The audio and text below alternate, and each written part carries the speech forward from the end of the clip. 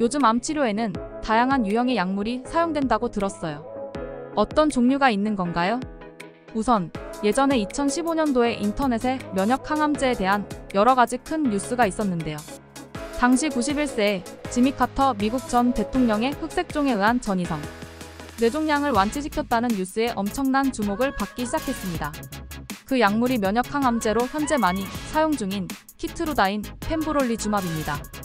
흑색종 치료제 1순위로 선호되는 약물입니다. 현재는 기타 다른 암종에서 무수히 많은 임상시험을 통해 키트루다가 좋은 결과들을 얻었기에 폐암 유방암 등 많은 암종에서 사용을 허가받아 사용 중에 있습니다. 네, 최근에는 암의 종류와 특징에 따라 약물을 선택하는 경우가 많아졌습니다. 일반적으로 암세포를 공격하여 증식을 억제하거나 파괴하는 세포독성 항암제, 특정 유전자나 단백질을 표적으로 공격하는 표적 항암제, 그리고 면역 기능을 활성화시켜 암세포를 공격하는 면역 항암제, 항체의 약물을 붙인 것으로 세포독성 항암제의 정상세포 손상시키는 것을 낮추고자 암세포에 항암제를 직접 전달하는 방식의 항체 약물 접합제, 항암제 등이 주로 사용됩니다. 그런데 세포독성 항암제는 정상세포에도 작용하기 때문에 부작용이 많이 나타난다고 들었어요. 그렇다면 다른 유형의 약물들은 어떤 특징을 가지고 있나요? 네, 세포독성 항암제는 정상세포에도 영향을 주기 때문에 부작용이 발생할 수 있습니다. 반면 표적 항암제는 특정 유전자나 단백질을 표적으로 공격하기 때문에 암세포에 더 직접적으로 작용하고 정상세포에는 영향을 덜 주는 경향이 있습니다. 또한 면역 항암제는 면역 기능을 활성화시켜 암세포를 공격하는데 암세포가 면역 기전을 회피하는 경우에도 효과적일 수 있습니다. 항체 마이너스 약물 접합제, 항암제의 경우도 표적이 되는 항체에 항암제를 붙인 경우로 투여 중 면역 반응이 날 가능성을 배제할 수 없습니다. 그렇군요.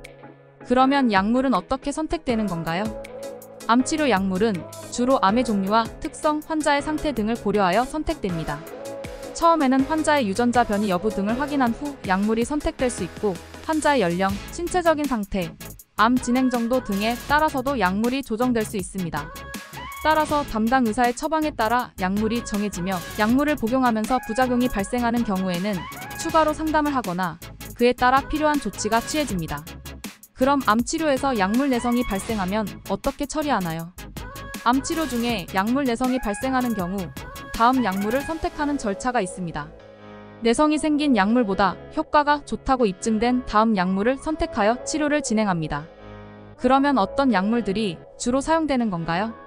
주로 사용되는 암치료 약물에는 일반 세포독성 항암제, 표적 항암제, 면역 항암제, 그리고 항체 약물 접합제, 항암제 등이 있습니다. 일반 항암제로는 시스플라틴, 카보플라틴, 독소르비신, 이리노테칸 등이 사용되며 표적 항암제로는 이레사, 타세바, 비진프로, 아파티닙, 타그리소, 렉나자, 알레센자, 젤코리, 세리티닙, 브리가티닙, 림파자, 제줄라 등이 사용됩니다.